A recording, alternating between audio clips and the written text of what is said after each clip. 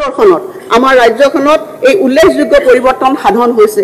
তেখেতে নিজৰ আমাৰ ৰাজ্যখন তথা অঞ্চলটোৰ ব্ৰেণ্ড এম্বেচাডৰ বুলি ঘোষণা কৰাটোৱে অসম তথা উত্তৰ পূৰ্বাঞ্চলৰ প্ৰতি থকা তেখেতৰ গভীৰ স্নেহকৈ প্ৰতিফলিত কৰিছে। প্ৰধানমন্ত্ৰী ডাঙৰীয়াই জুমৈৰ বিনন্দিনীত অংশগ্ৰহণ কৰাৰ লগতে আমাৰ ৰাজ্যখনলৈ ৬৭ গৰাকী মিছন মুৰব্বীক এডভান্টেজ আছাম ২.০ অংশীদাৰ কৰি এই বন্ধনক পুনৰবাৰ সুদৃঢ় কৰিলে, যিয়ে সমগ্ৰ অসমবাসীক অপৰিসীম গৌৰৱ আৰু প্ৰেৰণাৰে উপচাই পেলাইছে। তেখেতৰ অপৰিসীম সমৰ্থনে অসমৰ বিকাশৰ গতিপথ গঢ়ি তোলাত বিশেষকৈ এডভান্টেজ আছাম ২.০ বিনিয়োগ আৰু আন্তঃগাঁথনি সন্মিলন ২০২৫ৰ দৰে যুগান্তকাৰী পদক্ষেপসমূহক আগুৱাই নিয়াত যথেষ্ট সহায় কৰিছে। তেখেতে সদায় অসমৰ কাষত থিয় হোৱাৰ বাবে তেখেতক মই অন্তৰৰ পৰা গভীৰ কৃতজ্ঞতা জ্ঞাপন কৰিছোঁ। শেহতীয়াকৈ আমি বড়ো শান্তি চুক্তি, কাৰ্বি শান্তি চুক্তি, আদিবাসী শান্তি চুক্তি, আলফা শান্তি চুক্তি আৰু মেঘালয় তথা অৰুণাচল প্ৰদেশৰ সৈতে আন্তঃৰাষ্ট্ৰীয় সীমান্ত চুক্তিত স্বাক্ষৰ কৰিছোঁ। ফলস্বৰূপে ৰাজ্যখনত এক সুস্থিৰ আৰু শান্তিপূৰ্ণ পৰিৱেশে বিৰাজ কৰিছে। ৰাজ্যখনত স্থায়ী শান্তি স্থাপনৰ দিশত গুৰুত্বপূৰ্ণ ভূমিকা পালন কৰাৰ বাবে মই মাননীয় কেন্দ্ৰীয় গৃহমন্ত্ৰী অমিত শ্বাহ ডাঙৰীয়াক মোৰ আন্তৰিক কৃতজ্ঞতা জ্ঞাপন কৰিছোঁ। তেখেতৰ অকুণ্ঠ সমৰ্থন অবিহনে এয়া কেতিয়াও সম্ভৱ নহলহেঁতেন। ৰাজ্যখনত শান্তি নিশ্চিত কৰাৰ লগতে আমাৰ চৰকাৰে যোৱা বছৰবোৰত প্ৰগতিৰ নতুন যুগৰ সূচনা কৰিছে। যোৱা বছৰ আমি মূলধনী বিনিয়োগৰ বাবে ৰাজ্যসমূহলৈ বিশেষ সাহায্য আঁচনিৰ বাবে ভাৰত চৰকাৰৰ পৰা সৰ্বাধিক বিশেষ সাহায্য লাভ কৰা দেশৰ অন্যতম ৰাজ্য হিচাপে পৰিগণিত হৈছিল। সিয়ে ৰাজ্যখনক মূলধন গঠনৰ দিশত চালিত কৰিছে। ২০২৩-২৪ বিত্তীয় বৰ্ষৰ পৰা মূলধনী বিনিয়োগৰ বাবে ৰাজ্যসমূহলৈ বিশেষ সাহায্য আঁচনিৰ জৰিয়তে অসমে ১৮,৫০০ কোটি টকাৰ অৰ্থ সাহায্য লাভ কৰিবলৈ সক্ষম হৈছে। এয়া সম্ভৱ হৈছে মাননীয় কেন্দ্ৰীয় বিত্তমন্ত্ৰী শ্ৰীমতী নিৰ্মলা সীতাৰামন ডাঙৰীয়াই আগবঢ়োৱা নিৰন্তৰ সহায় সমৰ্থন আৰু পৰামৰ্শৰ বাবে। অসমৰ অৰ্থনৈতিক গাঁথনি সুদৃঢ় কৰাত আগবঢ়োৱা অৰিহণাৰ বাবে মই তেখেতৰ প্ৰতি গভীৰ কৃতজ্ঞতা জ্ঞাপন কৰিছোঁ। দশকজুৰি দেশৰ অন্য অংশৰ দ্ৰুত বিকাশৰ বিপৰীতে অসমৰ প্ৰগতি স্থবিৰপ্ৰায় হৈ আছিল। সেই অৱস্থা ৰূপান্তৰৰ বাবে ৰাজ্যখনত এক উৎসৰ্গীকৃত আৰু দক্ষ কৰ্মসংস্কৃতিৰ প্ৰয়োজন আছিল। মাননীয় মুখ্যমন্ত্ৰী ডক্টৰ হিমন্ত বিশ্ব শৰ্মা ডাঙৰীয়াৰ নেতৃত্বত আমি এই সময়ছোৱাত সেই কৰ্মস্পৃহা সফলতাৰে পুনৰ্জীৱিত কৰিবলৈ সক্ষম হলোঁ। মই ৰাজ্যখনত এক নতুন কৰ্মসংস্কৃতিৰ পৰিৱেশ সৃষ্টি কৰিবলৈ সক্ষম হোৱা মাননীয় মুখ্যমন্ত্ৰী ডাঙৰীয়াক আন্তৰিক অভিনন্দন জ্ঞাপন কৰিছোঁ। এটা বিৰামহীন কঠোৰ পৰিশ্ৰমৰ ফলস্বৰূপে অসমৰ বাজেটৰ আকাৰ আৰু ইয়াৰ প্ৰয়োগ ক্ৰমাগতভাৱে বৃদ্ধি পাইছে। অধ্যক্ষ মহোদয়, মই বিগত কেইটামান বছৰ অসমত বাজেট বাৰু এখন তালিকা গঠন আমি দাখিল কৰিছোঁ। ইয়াত আপোনালোকে দেখিব যে ২০১৫-১৬ বৰ্ষত বাজেট প্ৰাক্কলন আছিল ৬৪,১৪২ কোটি, সংশোধিত প্ৰাক্কলন আছিল ৬৪,৮১৭ কোটি আৰু মুঠ ব্যয় আছিল ৪১,৯৩১ কোটি আৰু বাজেট ব্যৱহাৰৰ শতাংশ আছিল ৬৩%। মূলধনী ব্যয় আছিল ২,৯৫১%। আৰু যদি আমি চাওঁ ২০২৪-২৫ বৰ্ষত বাজেট প্ৰাক্কলন হ'ল ১,৪৩,৮৯১ কোটি টকা, সংশোধিত প্ৰাক্কলন হ'ল ১,৬৮,৬৮৩ কোটি টকা। মুঠ ব্যয় যদি আমি চাওঁ ১,৪১,৫২৯ কোটি টকা আৰু বাজেট ব্যৱহাৰ যদি আমি চাওঁ অধ্যক্ষ মহোদয় ৮৫% আৰু মূলধনী ব্যয় যদি আমি চাওঁ ২৪,৯৬৪ কোটি টকা। ২০২৪-২৫ বিত্তীয় বৰ্ষৰ ২০২৫ চনৰ ৬ মাৰ্চলৈকে প্ৰকৃত ব্যয়ৰ ওপৰত কৰা ই এটা পূৰ্বানুমান। ১০ বছৰতকৈ কম সময়ৰ ভিতৰত ২৫০% ব্যয় বৃদ্ধি হোৱাটো সম্ভৱতঃ আমাৰ দেশৰ বিত্তীয় ইতিহাসত ই এক অন্যতম। ২০১৫-১৬ বিত্তীয় বৰ্ষত আমাৰ মূলধনী ব্যয় আছিল মাত্ৰ ২,৯৫১ কোটি টকা। আজি এই সংখ্যা প্ৰায় ৮ গুণলৈকে অধিক বৃদ্ধি হৈ আনুমানিক ২৫,০০০ কোটি টকালৈ বৃদ্ধি পাইছে। যদিও মূলধনী বিনিয়োগৰ বাবে ৰাজ সাহায্যসমূহলৈ বিশেষ সাহায্য, বহি সাহায্য প্ৰকল্প আৰু গ্ৰাম্য আন্তঃগাঁথনি পুঁজিৰ বাবে ঋণ লোৱা হয়, এই কথাত মই নিশ্চিতি প্ৰদান কৰিছোঁ যে আমাৰ দূৰদৰ্শী বিত্তীয় ব্যৱস্থাপনাৰ জৰিয়তে অসমৰ ঋণৰ পৰিমাণ মুঠ ৰাজ্যিক ঘৰুৱা উৎপাদন GSDPৰ ওপৰত নিৰ্ধাৰিত ৩২%তে সীমাবদ্ধ থাকিব। মুঠ ৰাজ্যিক ঘৰুৱা উৎপাদনৰ অনুপাতে গ্ৰহণ কৰা ঋণৰ হাৰৰ ক্ষেত্ৰত আমি ভাৰতৰ ভিতৰত আটাইতকৈ তলৰ স্থানৰ ৰাজ্যসমূহৰ ভিতৰত আছো আৰু 2023-24 বিত্তীয় বৰ্ষত অসমতকৈ দেশৰ 18খন ৰাজ্যই মুঠ ৰাজ্যিক ঘৰুৱা উৎপাদন অনুপাতে ঋণ গ্ৰহণৰ তালিকাত উচ্চ স্থানত আছে। অধ্যক্ষ মহোদয়, মই তালিকা ইয়াত দাখিল কৰিছোঁ আৰু এইটো মই ক'ব বিচাৰিছোঁ যে আমাৰ ঋণৰ পুঁজি দৰমহা আৰু আন ৰাজহ ব্যয় সলনি মূলধনী ব্যয়ৰ ক্ষেত্ৰতকৈ উৎসৰ্গিত কৰা হৈছে। অসমৰ অৰ্থনৈতিক বিকাশে নতুন মাত্ৰা লাভ কৰাটোৱে ৰাজ্যৰ মুঠ ঘৰুৱা উৎপাদন আৰু জনমূৰি আয় বৃদ্ধিকে প্ৰতিফলিত কৰিছে। ইয়াত মই এখন তালিকা দাখিল কৰিছোঁ। ভাৰতৰ মুঠ ঘৰুৱা উৎপাদন GDP বৃদ্ধিৰ তুলনাত অসমৰ মুঠ ৰাজ্যিক ঘৰুৱা উৎপাদনৰ মই তালিকা ইয়াত সংলগ্ন কৰিছোঁ। 2023-24 বিত্তীয় বৰ্ষত মুঠ ৰাজ্যিক ঘৰুৱা উৎপাদন GSDP 19% আৰু জনমূৰি আয় 17% বৃদ্ধিৰে দ্ৰুত গতিত বিকাশ হোৱা ৰাজ্যৰ ভিতৰত অসমে স্থান লাভ কৰিবলৈ সক্ষম হৈছে।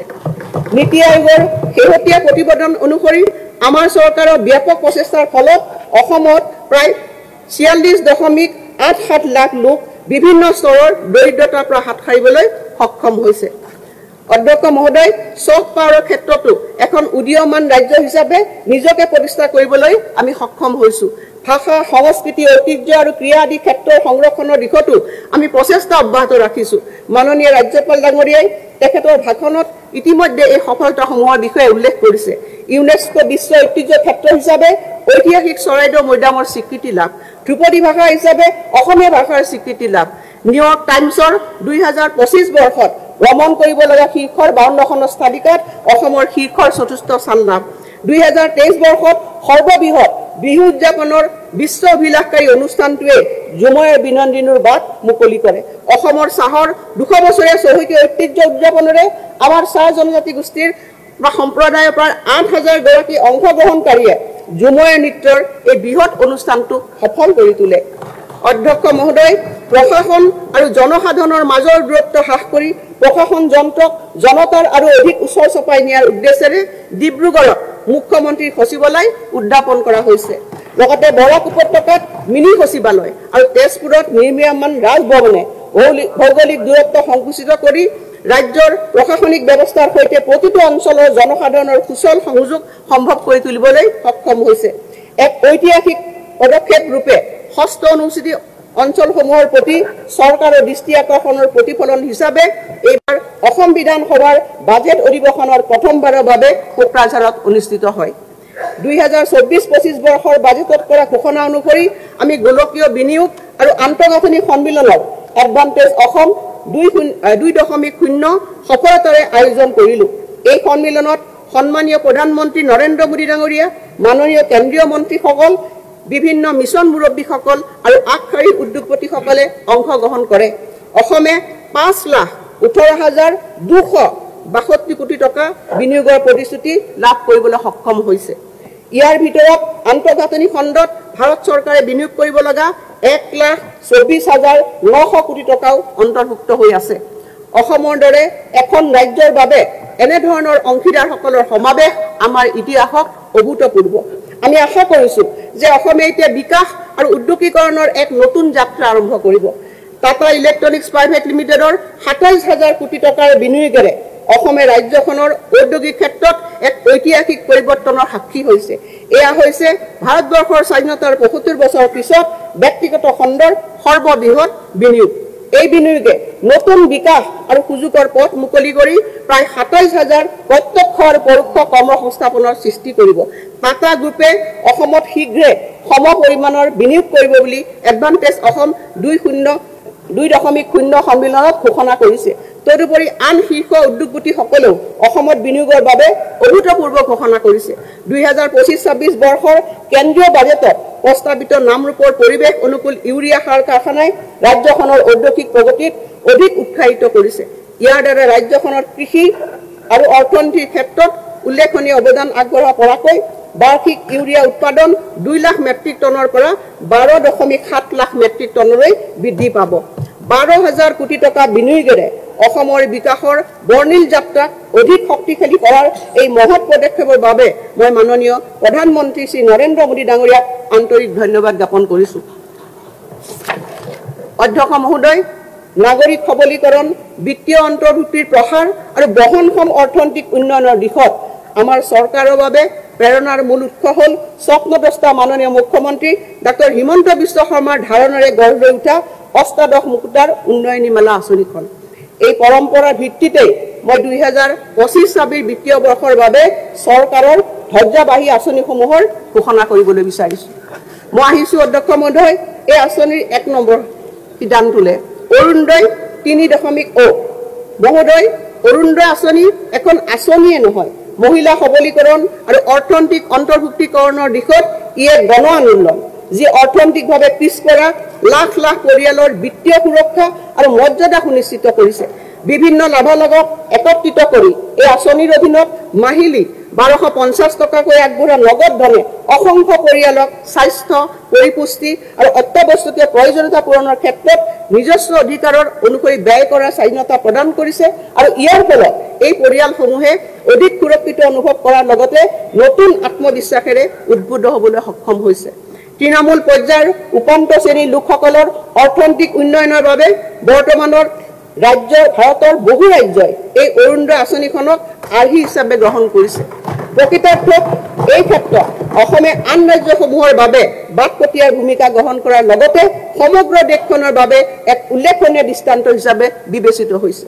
মই আজি এই ঘোষণা কৰিবলৈ পাই অত্যন্ত সুখী হৈছোঁ যে বিধৱাসকলৰ পেঞ্চন যাতে অৰুণোদয় সমপৰ্যায় হয় সেয়া নিশ্চিত কৰিবলৈ আমাৰ চৰকাৰে ৰাষ্ট্ৰীয় বিধৱা পেঞ্চন আঁচনি হিতাধিকাৰীলৈ টপ আপ পেঞ্চন আমি আগবঢ়াম। মহোদয়, আমি 2020 চনত অৰুণোদয় আৰম্ভ কৰি 18 লাখ মহিলাক সামৰি লৈছিলোঁ, যিটো 2023 চনৰ ডিচেম্বৰলৈ বৃদ্ধি হৈ 24 লাখ হয়গৈ। মই ঘোষণা কৰিব পাই ভাল পাইছোঁ যে 2025-26 বিত্তীয় বৰ্ষত অৰুণোদয় 3.0 অধীনত আমি হিতাধিকাৰী সংখ্যা 37.2 লাখলৈ আমি বৃদ্ধি কৰিম। 2025 বৰ্ষৰ 31 মাৰ্চৰ ভিতৰত বড়োলেণ্ড প্ৰাদেশিক অঞ্চলৰ বাহিৰে অন্যান্য অঞ্চলৰ বাবে আমি হিতাধিকাৰীৰ এখন চূড়ান্ত তালিকা প্ৰস্তুত কৰিব পাৰিম বুলি আশা কৰিছোঁ আৰু তাৰ বাবে সঠিক সময়ত আমি হিতাধিকাৰী বাছনি প্ৰক্ৰিয়া আৰম্ভণি কৰিম। আৰু অধ্যক্ষ মহোদয়, মই এই আঁচনিখনৰ বাবে 5,000 কোটি টকা আছুতীয়াকৈ ৰখাৰ প্ৰস্তাৱ দাখিল কৰিছোঁ। মুখ্যমন্ত্ৰীৰ মহিলা উদ্যমিতা অভিযান। অধ্যক্ষ মহোদয়, অসমত আজিলৈকে গ্ৰহণ কৰা আত্মসংস্থাপনমূলক আঁচনিসমূহৰ ভিতৰত মুখ্যমন্ত্ৰীৰ মহিলা উদ্যমিতা অভিযান MMUA খনেই হৈছে সৰ্ববৃহৎ। প্ৰাৰম্ভিক মূলধন হিচাপে 10,000 টকাৰ উদ্যমিতা পুঁজি আগবঢ়াই আমি গ্ৰামাঞ্চলৰ প্ৰায় 30 লাখ আত্মসহায়ক গোট আৰু নগৰাঞ্চলৰ 2 লাখ আত্মসহায়ক গোটৰ সদস্যক সামৰি ল'ম। এই পুঁজিৰ সদ্ব্যৱহাৰ কৰিবলৈ সক্ষম হ'লে বেংকৰ জৰিয়তে 25,000 টকাৰ ঋণ আগবঢ়োৱা হ'ব। এই ঋণৰ বিপৰীতে ৰাজ সাহায্য আগবঢ়োৱাবলৈ মই আজি ঘোষণা কৰিলোঁ। 2025 বৰ্ষৰ 1 এপ্ৰিলত বিহালী বিধানসভা সমষ্টিৰ পৰা এই আঁচনিখন শুভাৰম্ভ কৰাৰ কথা মই অৱগত কৰিবলৈ পাই নথৈ আনন্দিত হৈছোঁ। মুখ্যমন্ত্ৰীৰ মহিলা উদ্যমিতা আঁচনিৰ বাবে আমাৰ চৰকাৰে 3,038 কোটি টকা ব্যয় কৰিব। মুখ্যমন্ত্ৰীৰ নিযুত মইনা। মহাশয়, মুখ্যমন্ত্ৰীৰ নিযুত মইনা আঁচনিয়ে শিক্ষা সমাপ্ত নকৰাকৈ বিদ্যালয় ত্যাগ কৰা ছাত্ৰীৰ হাৰ হ্ৰাস তথা বাল্য বিবাহৰ দৰে কুসংস্কাৰ ৰোধ কৰি স্ত্ৰী শিক্ষাৰ প্ৰসাৰৰ ক্ষেত্ৰত যথেষ্ট ইতিবাচক প্ৰভাৱ পেলাবলৈ সক্ষম হৈছে। এই আঁচনিখন লিংগ সমতা আৰু ব্যাপক উন্নয়নৰ প্ৰতি থকা আমাৰ দায়বদ্ধতাৰ প্ৰতীক। 10 মাহৰ বাবে প্ৰতি মাহে একাদশ শ্ৰেণীৰ ছাত্ৰীসকলৰ বাবে 1,000 টকা, স্নাতক বৰ্ষৰ প্ৰথম শ্ৰেণীৰ ছাত্ৰীসকলৰ বাবে 1,250 টকা আৰু স্নাতকোত্তৰ তথা BEdৰ প্ৰথম বৰ্ষৰ ছাত্ৰীসকললৈ 2,500 টকাকৈ প্ৰদান কৰি স্ত্ৰী শিক্ষাক আগুৱাই নিয়াৰ লক্ষ্যৰে আমি এই আঁচনিখন আৰম্ভ কৰিছোঁ। আৰু যোৱা বৰ্ষত এই পদক্ষেপৰ জৰিয়তে প্ৰায় 1.8 লাখ ছাত্ৰী উপকৃত হৈছিল। অধ্যক্ষ মহোদয়, মই অতি সন্তুষ্টিৰে ঘোষণা কৰোঁ যে এই বৰ্ষত আমি 4,30,000 ছাত্ৰীলৈ নিযুত মইনা আঁচনিখন সম্প্ৰসাৰণ কৰাৰ পৰিকল্পনা গ্ৰহণ কৰিছোঁ। এই সম্প্ৰসাৰণে দ্বিতীয় বৰ্ষলৈ উত্তীৰ্ণ হোৱা ছাত্ৰীসকলক উপকৃত কৰাৰ লগতে প্ৰথম বৰ্ষত নামভৰ্তি কৰা ছাত্ৰীসকলকো ই সামৰি ল'ব। তদুপৰি চৰকাৰী শৈক্ষিক প্ৰতিষ্ঠানত নিজ ব্যয়েৰে পাঠ্যক্ৰমত অধ্যয়নৰত ছাত্ৰীসকলৰো এই সুবিধা সম্প্ৰসাৰণ কৰিবলৈ মই প্ৰস্তাৱ লৈছোঁ। প্ৰত্যক্ষ লাভালাভ হস্তান্তৰ DBTৰ জৰিয়তে ছাত্ৰীসকলক এই লাভালাভ সঠিক সময়ত মুকলি কৰি দিয়াটো নিশ্চিত কৰিবলৈ মই 2025-26 বিত্তীয় বৰ্ষত 391 কোটি টকা আবণ্টন কৰিছোঁ। বিদ্যালয় প্ৰাদেশিকৰণ অধ্যক্ষ মহোদয় মঞ্জুৰি নথকাৰ বাবে অসম শিক্ষকৰ সেৱাৰ প্ৰাদেশিকৰণ আৰু শিক্ষা প্ৰতিষ্ঠান পুনৰ গঠন আইন 2018 চনত হোৱা সংশোধনীৰ অধীনত প্ৰাদেশিকৰণ কৰিব নোৱাৰা 1 জানুৱাৰী 2006 বা তাৰ পূৰ্বে স্থাপিত শিক্ষা প্ৰতিষ্ঠানৰ প্ৰাদেশিকৰণৰ মই প্ৰস্তাৱ আগবঢ়াইছো। ইয়াৰ বাবে আপত্তিবিহীন প্ৰমাণপত্ৰ অনুমতি স্বীকৃতি অন্তৰ্ভুক্তি মঞ্জুৰি আৰু শিক্ষা অনুষ্ঠানখনৰ নামত 1 জানুৱাৰী 2006 বা তাৰ পূৰ্বে মাটি থকা বুলি উপযুক্ত কৰ্তৃপক্ষই দিয়া প্ৰমাণপত্ৰ গ্ৰহণ কৰাৰ বাবে মই প্ৰস্তাৱ দিলো। প্ৰাদেশিকৰণ প্ৰক্ৰিয়াৰ সময়ত শিক্ষানুষ্ঠান বাছনিৰ বাবে শৈক্ষিকভাৱে পিছপৰা খণ্ড আৰু ষষ্ঠ অনুসূচীৰ জিলাসমূহত কিছু যোগ্যতাৰ মাপকাঠি শিথিল কৰা হ'ব আৰু ইয়াৰ বাবে আইন প্ৰণয়ন কৰিবলৈ শিক্ষা বিভাগে প্ৰয়োজনীয় পদক্ষেপ গ্ৰহণ কৰিব। মই লগতে ঘোষণা কৰোঁ যে যিসকল টিউটৰে সংশোধিত অসম শিক্ষকৰ সেৱাৰ প্ৰাদেশিকৰণ আৰু শিক্ষা অনুষ্ঠানৰ পুনৰ গঠন আইন 2017 অনুসৰি শৈক্ষিক আৰু পেছাগত অৰ্হতা 5 বছৰৰ ভিতৰত সম্পূৰ্ণ কৰিব তেওঁলোকক শিক্ষকৰ পদলৈ উন্নীতকৰণ অব্যাহত থাকিব। মুখ্যমন্ত্ৰীৰ জীৱন প্ৰেৰণা মহোদয় যুৱ প্ৰজন্মক সমৰ্থন কৰাৰ প্ৰচেষ্টা অব্যাহত ৰাখি শিক্ষা সামৰি নিয়োগ বিচৰা স্নাতকসকলক সহায়ৰ বাবে আমি দায়বদ্ধ। তেওঁলোকে সন্মুখীন হোৱা প্ৰত্যাহ্বানবোৰক স্বীকৃতি দি চাকৰি সন্ধান কৰাৰ সময়ছোৱাত তেওঁলোকক সুস্থিৰতা আৰু উৎসাহ দিবলৈ আমি এক বিত্তীয় সহায় কাৰ্যসূচী আৰম্ভ কৰিছো। এই পদক্ষেপ নিবনুৱা ভাত্তা নহয়, ই হৈছে প্ৰতিযোগিতামূলক পৰীক্ষা সাক্ষাৎকাৰ আৰু উদ্যমিতা ক্ষেত্ৰলৈ সাজু কৰাত সহায়ক বাবে এক অনুপ্ৰেৰণামূলক সমৰ্থন। মই আনন্দৰে ঘোষণা কৰোঁ যে অসমৰ চৰকাৰী বিশ্ববিদ্যালয় মহাবিদ্যালয়ৰ পৰা 2025 চনত উত্তীৰ্ণ হোৱা স্নাতকলৈ এবছৰৰ বাবে প্ৰতি মাহে 2500 টকাকৈ মুখ্যমন্ত্ৰীৰ জীৱন প্ৰেৰণা অধীনত প্ৰদান কৰা হ'ব। ইয়াৰ উপৰি জিলা আয়ুক্তৰ পৰামৰ্শ মতে মাহে 2500 টকাৰ পৰিৱৰ্তে 25,000 টকাৰ এককালীন বিত্তীয় সাহায্যও আমি আগবঢ়াম। মহোদয় মই ঘোষণা কৰিবলৈ পাই আনন্দিত হৈছো যে আমাৰ মুখ্যমন্ত্ৰী মহোদয়ৰ মৰমৰ ভাগিনসকলৰ বাবে এই উৎসৰ্গিত পদক্ষেপ গ্ৰহণ কৰা হৈছে। এই আঁচনিৰ অধীনত শৈক্ষিক উৎকৃষ্টতাক উৎসাহিত কৰাৰ এক উদ্ভাৱনীমূলক পদক্ষেপৰ কথা মই লগতে আনন্দেৰে ঘোষণা কৰিছোঁ।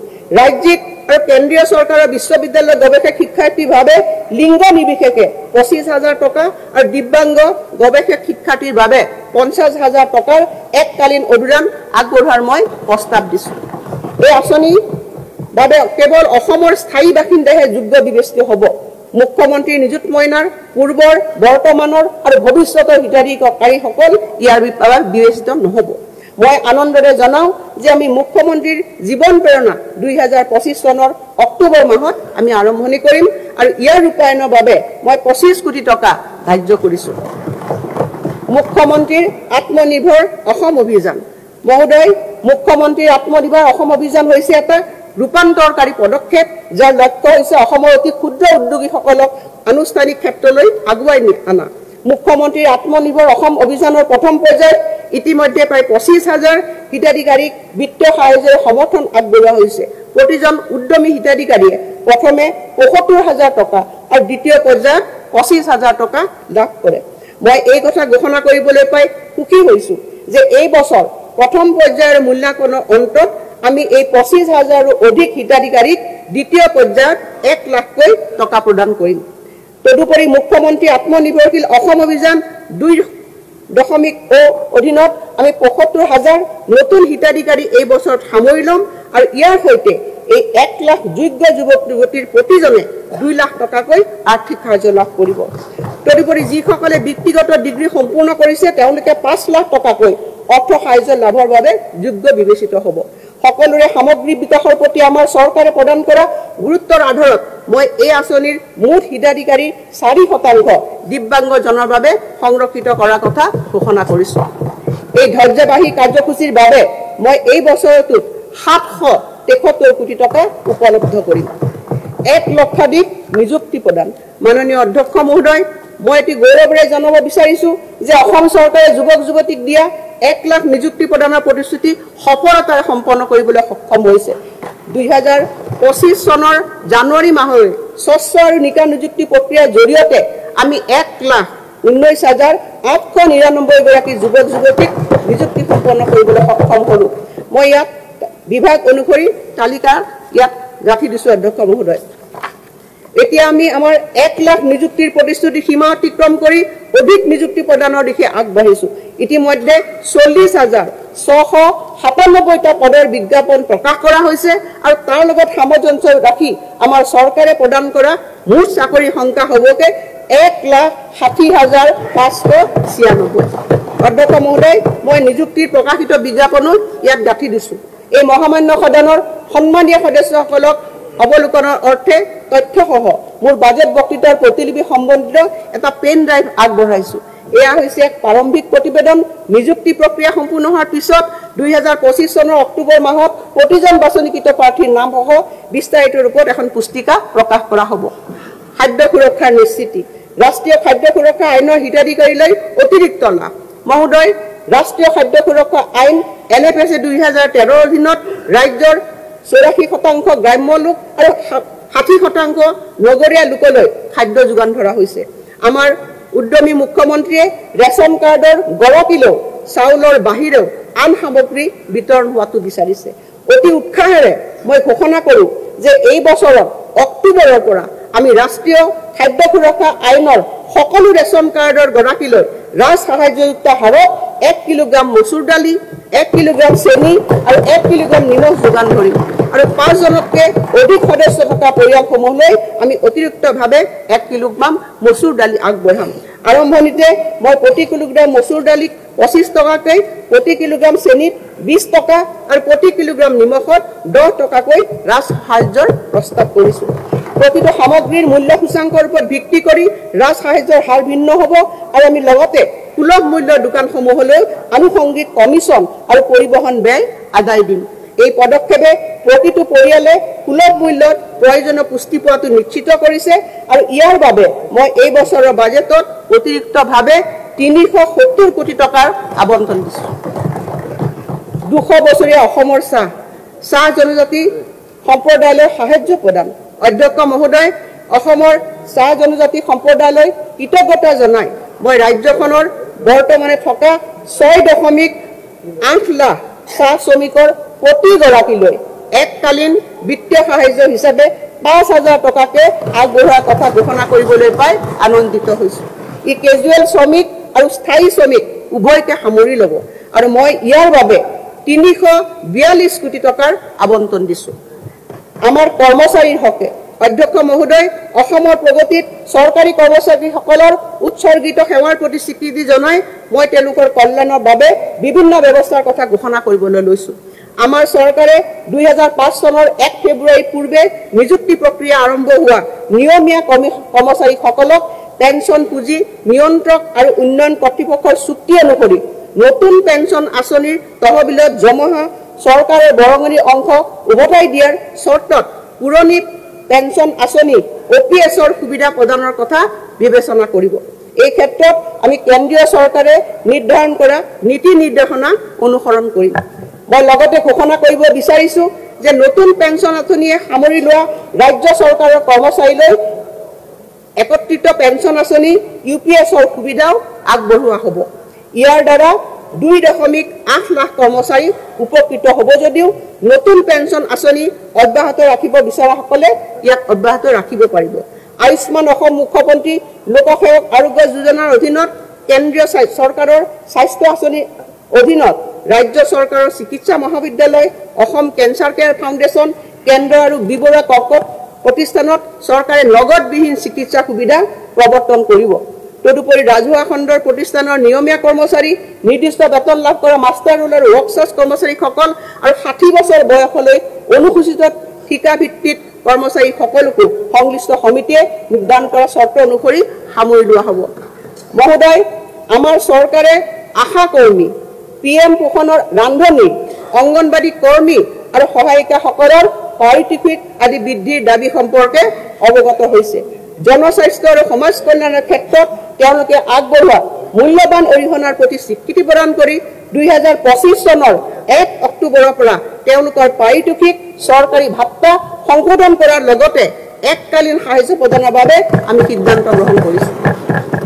নিৰ্দিষ্ট বেতন লাভ কৰা মাষ্টাৰ ৰোল আৰু ৱৰ্কছাৰ্ছ কৰ্মচাৰীসকলক চৰকাৰে যোগ্য ঘৰ ভাড়া ভাত্তা 50% প্ৰদান কৰিব।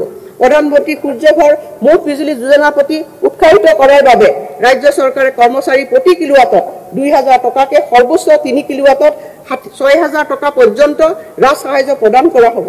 এই সুবিধা ঘৰৰ চালত সৌৰ শক্তি চালিত বিদ্যুৎ আহৰণ ব্যৱস্থা সংস্থাপন কৰা 50,000 কৰ্মচাৰীক প্ৰথমে অহাসকলক প্ৰথম সেৱা ভিত্তিত উপকৃত কৰিব। মই এই পবিত্ৰ সদনক জনাবলৈ পাই সুখী হৈছোঁ যে আপোন ঘৰ আঁচনিৰ অধীনত আমাৰ ৰাজ্যখনত 40,054 জন কৰ্মচাৰী আৰু আপোন বাহনৰ অধীনত 3,190 জন কৰ্মচাৰীয়ে সুদৰ হাৰ ৰেহাই সুবিধা লাভ কৰি আছে। এই ইতিবাচক সঁহাৰিয়ে এই আঁচনিখন 2025-26 বিত্তীয় বৰ্ষটো অব্যাহত ৰাখিবলৈ আমাক উৎসাহিত কৰিব। এই সুবিধা ৰাজহুৱা খণ্ডৰ প্ৰতিষ্ঠানৰ নিয়মীয়া কৰ্মচাৰী আৰু 60 বছৰ বয়সলৈ অধিসূচিত ঠিকাভিত্তিক কৰ্মচাৰীসকললৈকো সম্প্ৰসাৰণ কৰা হ'ব।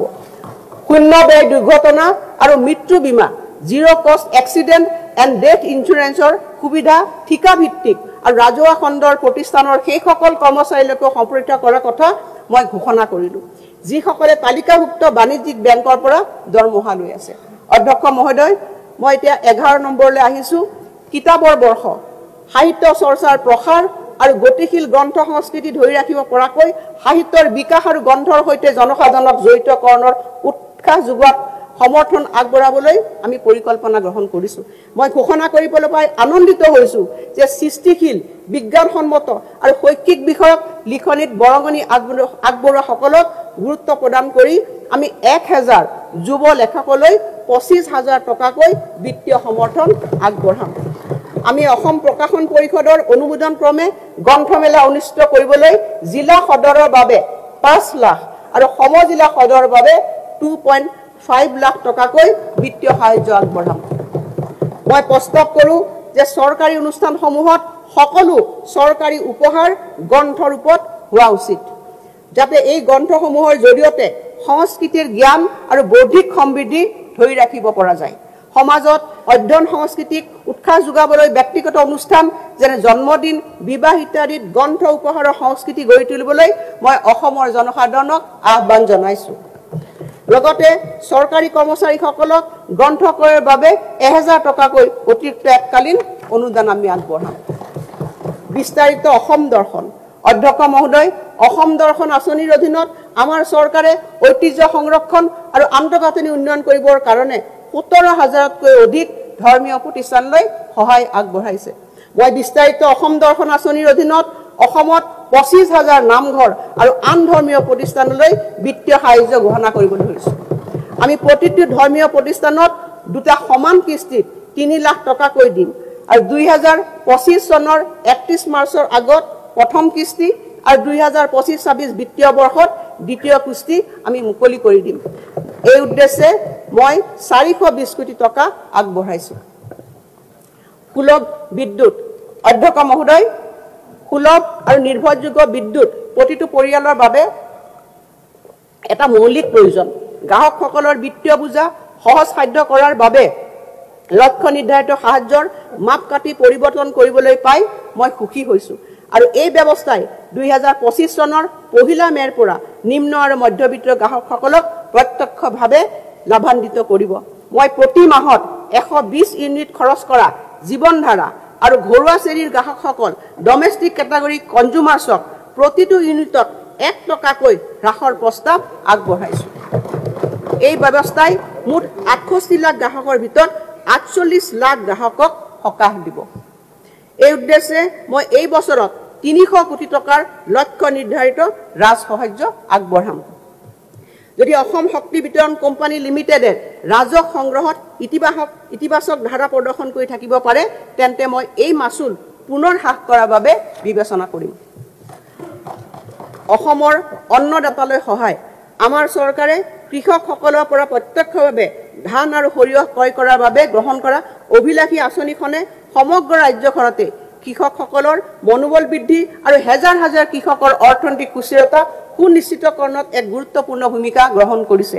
এই বছৰ ন্যূনতম সমৰ্থন মূল্যৰ উপৰি প্ৰতি কুইণ্টলত থকা ধানত 250 টকা প্ৰতি কুইণ্টেল গুম ধানত মেইজত 250 টকা আৰু প্ৰতি কুইণ্টেল সৰিয়হত 500 টকাকৈ চৰকাৰী সাহায্য আগবঢ়াবলৈ মই প্ৰস্তাৱ কৰিছোঁ এতিয়া আমাৰ কৃষকসকলে প্ৰতি কুইণ্টেল ধানৰ বাবদ 2550 টকা গম ধানৰ বাবদ 2475 টকা আৰু সৰিয়হৰ বাবে 6450 টকা সমৰ্থন মূল্য লাভ কৰিব সৰিয়হৰ উৎপাদন বৃদ্ধি কৰিবলৈ আৰু স্থানীয় কৃষকসকলৰ অৰ্থনৈতিকভাৱে সবল কৰিবলৈ মই জিলা সৰিয়হ অভিযান পদক্ষেপ ডিস্ট্ৰিক্ট মাষ্টাৰ্ড মিছন ইনিচিয়েটিভৰ কথা ঘোষণা কৰিছোঁ ইয়াৰ অধীনত বিশুদ্ধ তথা উচ্চমানৰ সৰিয়হৰ তেল উৎপাদন কৰিব পৰাকৈ সৰিয়হ ক্ৰয় আৰু পেৰাৰ ক্ষেত্ৰত স্থানীয় কৃষক উৎপাদন কোম্পানীসমূহক আমি সহায় কৰিম প্ৰতিখন অংশগ্ৰহণকাৰী জিলাই নিজা নিজা ব্ৰেণ্ডৰ সৰিয়হ তেল প্ৰস্তুত কৰিব লাগিব যাৰ ফলত কৃষকসকলৰ বাবে বিপণনৰ উন্নত সুবিধা আৰু মূল্য সংযুক্ত হ'ব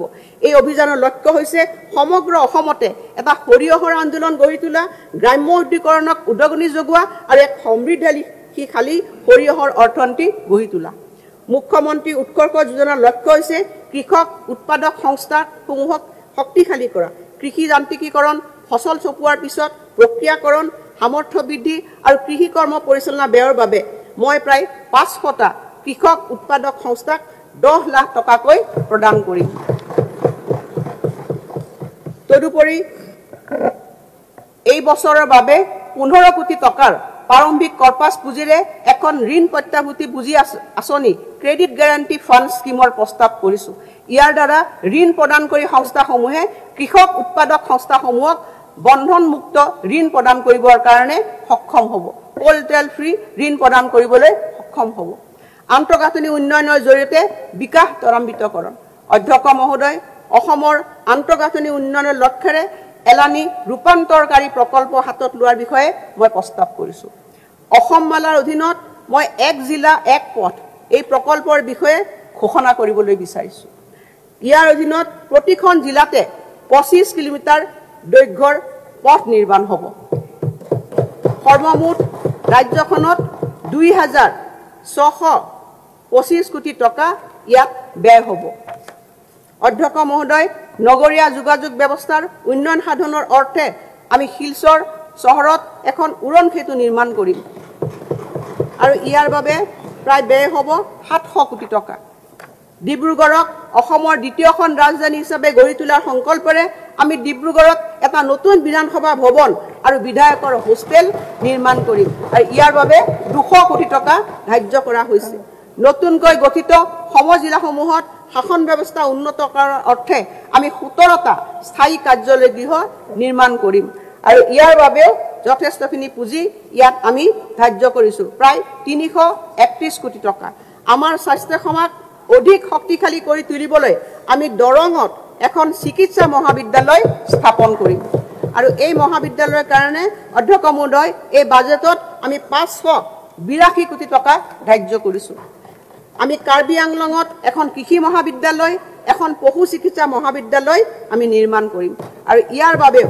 বাজেটত 206 কোটি টকা আৰু 374 কোটি টকা ধাৰ্য কৰা হৈছে আমি শ্ৰীভূমি জিলাৰ পাথাৰকান্দিত এখন কৃষি মহাবিদ্যালয় স্থাপন কৰিম আমি দশম অসম আৰক্ষী বেটেলিয়নক গুৱাহাটীৰ পৰা সোণাপুৰৰ কচুতললৈ স্থানান্তৰ কৰিম আৰু ইয়াৰ দ্বাৰা জনজাতীয় লোকসকলে তেওঁলোকৰ জনজাতীয় বেল্টত থকা ভূমিত হোৱা বেদখলৰ পৰা সুৰক্ষা লাভ কৰিব ইয়াৰ উপৰি এই ব্যৱস্থাই আধুনিক আন্তঃগাঁথনি সহ এখন বিশ্বমানৰ কেন্দ্ৰীয় ব্যৱসায়িক জিলা গঢ়ি তোলাৰ ক্ষেত্ৰত চৰকাৰক সুযোগ প্ৰদান কৰিব অধ্যক্ষ মহোদয় মই প্ৰতিটো প্ৰকল্পৰ ওপৰত বিশদভাৱে ব্যাখ্যা আগবঢ়োৱাৰ পৰিৱৰ্তে মই তাত তালিকা এখন গাঁঠি দিছোঁ যিয়ে ইয়াৰ প্ৰাক্কলনত কিমান পুঁজি আছে তাক ধাৰ্য কৰিছে অসমৰ ঔদ্যোগিক পৰিৱেশ শক্তিশালীকৰণ অধ্যক্ষ মহোদয় এডভান্টেজ আসাম 2.0 অসমত এক ঔদ্যোগিকৰণৰ পৰিৱেশ সৃষ্টি কৰিছে অৱশ্যে প্লাগ এণ্ড প্লে আন্তঃগাঁথনিৰ সৈতে উপযুক্ত ঔদ্যোগিক উদ্যান অভিযানে উদ্যোগসমূহক স্থান আগবঢ়োৱাটো এক প্ৰত্যাহ্বান হ'ব এই কথা উপলব্ধি কৰি মই ডিব্ৰুগড় গোলাঘাট শিলচৰ জাগিৰোড পলাশবাৰী তেজপুৰ আৰু নলবাৰীত ভূমিৰ উপলব্ধতা সাপেক্ষে উচ্চমানৰ ঔদ্যোগিক সা সুবিধাৰে নতুন ঔদ্যোগিক উদ্যান গঢ়ি তোলাৰ বাবে প্ৰস্তাৱ লৈছোঁ ইয়াৰ বাবে আমি পৰ্যায়ক্ৰমে 500 কোটি টকা ব্যয় কৰিম ইয়াৰ লগতে আমি এছীয় উন্নয়নী বেংকৰ বিত্তীয় সাহায্যৰে জাগিৰোড আৰু পলাশবাৰীত নতুন বৃহৎ টাউনশ্বিপ প্ৰকল্প ৰূপায়ণৰ পৰিকল্পনা কৰিছোঁ আৰু ইয়াৰ বাবে ৮,০০০ কোটি টকাৰ এটা প্ৰকল্প ৰূপায়ণ কৰিবলৈ উদ্যোগ লোৱা হৈছে। ঔদ্যোগিক বিকাশ অধিক ত্বৰান্বিত কৰিবলৈ মই ৰাজ্যখনত এটা ঔদ্যোগিক ভূমি বেংক গঢ়ি তোলাৰ কথা ঘোষণা কৰিছোঁ। বৰ্তমান আমাৰ ৩,১০০ একৰ আবণ্টনযোগ্য ভূমিসহ ৬,৫০০ একৰ ঔদ্যোগিক ভূমি আছে।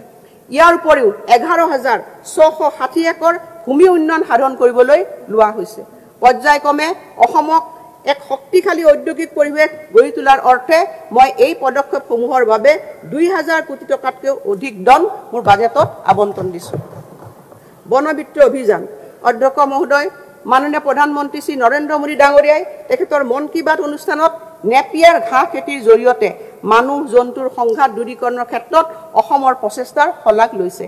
দ্ৰুততাৰে বঢ়া এই পশু খাদ্যই প্ৰাকৃতিক বাধা হিচাপে কাম কৰি শস্য পথাৰত হাতীৰ উপদ্ৰৱ হ্ৰাস কৰাৰ লগতে ঘনীভূত জৈৱ গেছৰ CBG উৎপাদনতো সহায় কৰে।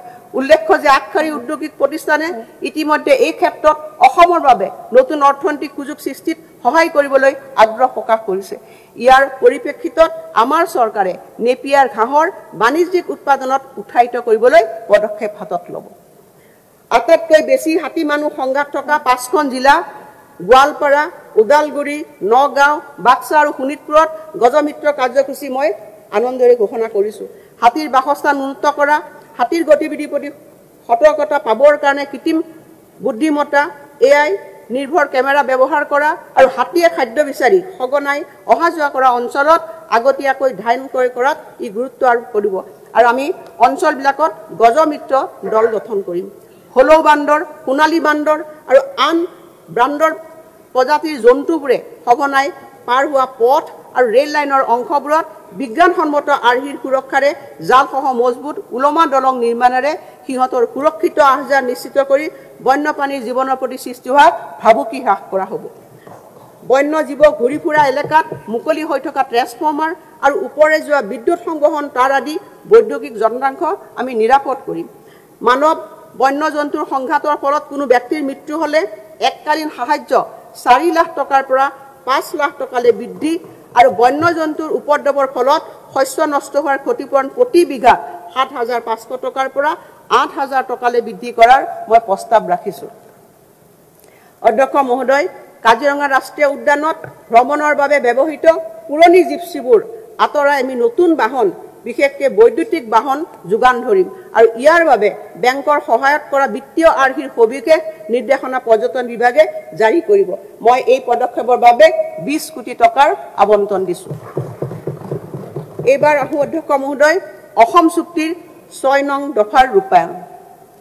অধ্যক্ষ মহোদয়, আমাৰ ৰাজ্যৰ ভূমি, ভাষা আৰু সংস্কৃতিক পৰ্যাপ্ত ৰক্ষা কৱচ প্ৰদানৰ বাবে আমাৰ চৰকাৰ দায়বদ্ধ।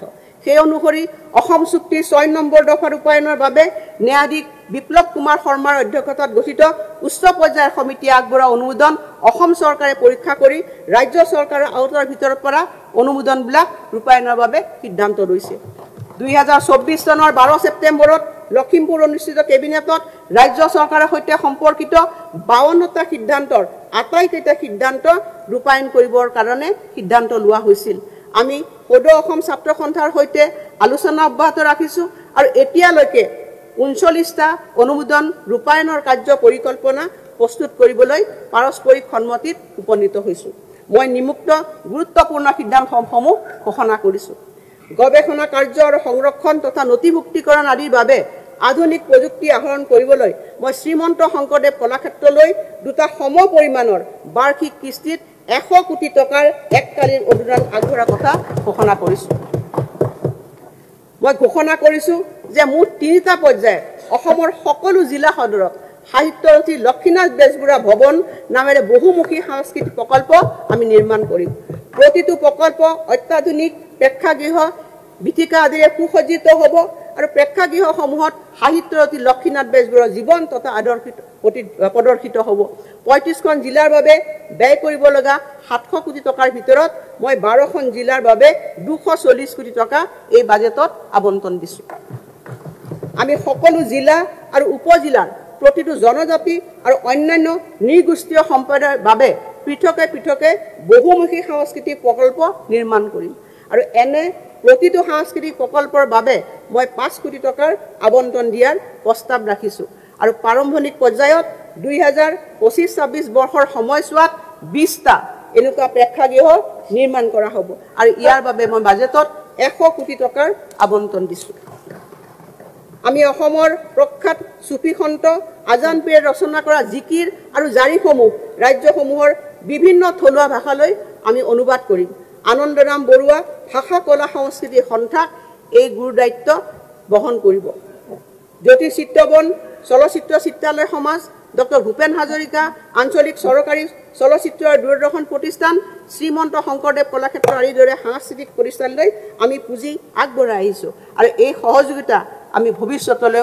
অব্যাহত ৰাখিম তদুপৰি জ্যোতি চিত্ৰবন চলচ্চিত্ৰ চিত্ৰালয় সমাজৰ উন্নীতকৰণৰ বাবে আমি এখন 4জনীয়া সমিতি ঘোষণা কৰিম আৰু প্ৰতিষ্ঠানটোৰ কৰ্মচাৰীসকলৰ প্ৰাদেশিকৰণো মই ঘোষণা কৰিছোঁ মাজুলী সাংস্কৃতিক বিশ্ববিদ্যালয়ৰ সাংস্কৃতিক শৈক্ষিক আৰু গৱেষণামূলক কাৰ্যসূচীৰ উন্নীতকৰণৰ বাবে মই বিশ্ববিদ্যালয়খনিলৈ 50 কোটি টকাৰ আবণ্টন দিয়াৰ প্ৰস্তাৱ আগবঢ়াইছোঁ স্বতন্ত্ৰ পুঁজি কাৰ্যাৱলী আৰু কাৰ্যকৰ্তাৰ ব্যৱস্থাপনাৰ সৈতে সত্ৰ ন্যায়িক আৰু ভূমি প্ৰশাসনৰ প্ৰতিনিধিৰে আমি এখন 5জনীয়া পৃথক সত্ৰ সংৰক্ষণ আৰু উন্নয়ন বোৰ্ড গঠন কৰিম সত্ৰৰ ভূমিক বেআইনী আৰু বলপূৰ্বক দখলৰ পৰা ৰক্ষা কৰিবলৈ এই বোৰ্ডখনক অসম ৰাজহ বোৰ্ডৰ পৰ্যায়ৰ উপযুক্ত ক্ষমতা প্ৰদান কৰা হ'ব ইয়াৰ বাবে প্ৰয়োজনীয় বিধেয়ক আমি পবিত্ৰ সদনত দাখিল কৰিম কোচবিহাৰৰ মধুপুৰ সত্ৰৰ সংৰক্ষণৰ বাবে ৰাজ্য চৰকাৰে চিন্তা চৰ্চা কৰা এক 50 কোটি টকীয়া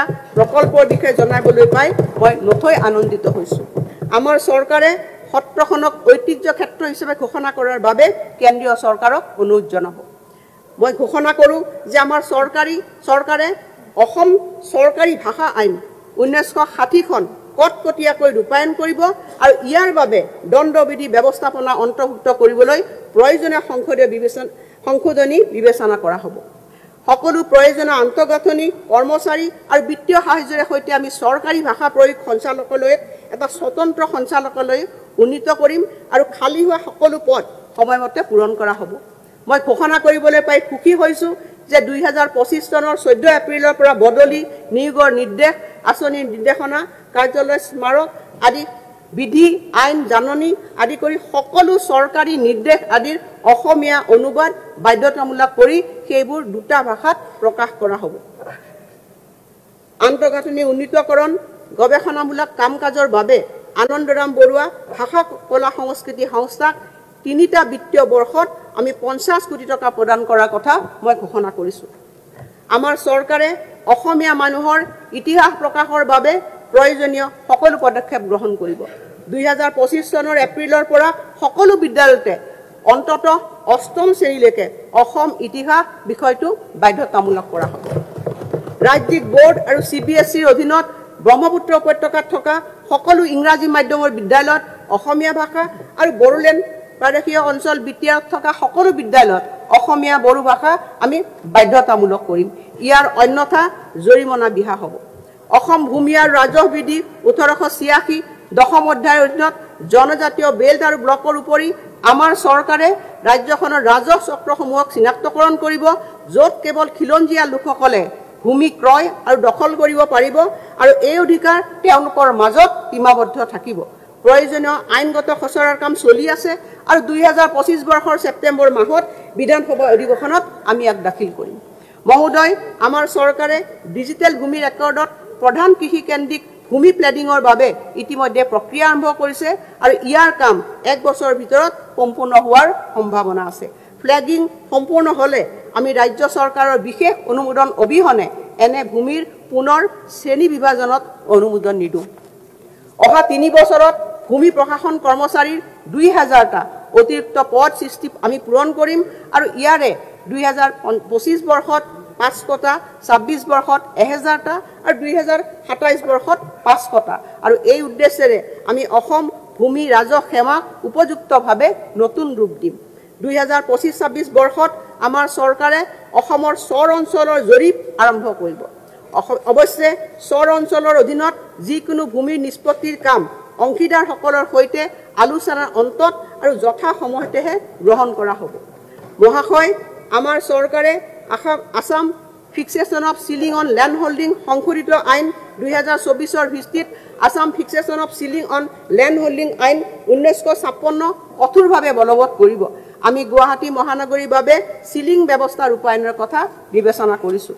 অধ্যক্ষ মহোদয়, মাননীয় মুখ্যমন্ত্ৰী ডাঙৰীয়াই ৰাজ্য চৰকাৰৰ অধীনৰ সকলো পৰামৰ্শ নিৰ্দিষ্ট সময়সীমাৰ ভিতৰত কাৰ্যকৰী কৰিবৰ কাৰণে সদৌ অসম ছাত্ৰ সন্থাৰ নেতৃত্বৰ সৈতে আলোচনা অব্যাহত ৰাখিব। অধ্যক্ষ মহোদয়, এতিয়া মই আমাৰ চৰকাৰৰ কিছুমান গুৰুত্বপূৰ্ণ ঘোষণা সন্মানীয় সদনত উপস্থাপন কৰিবলৈ আগবাঢ়িছোঁ। চিকিৎসা মহাবিদ্যালয়ৰ ফেকাল্টিলৈ সুবিধা। অসমৰ মাননীয় মুখ্যমন্ত্ৰী ডাঙৰীয়া নেতৃত্বাধীন বৰ্তমানৰ চৰকাৰখনৰ দিনত চিকিৎসা মহাবিদ্যালয়ৰ সংখ্যা 7ৰ পৰা 14খনলৈ বৃদ্ধি পাইছে আৰু বহুকেইখন নিৰ্মাণৰত অৱস্থাত আছে।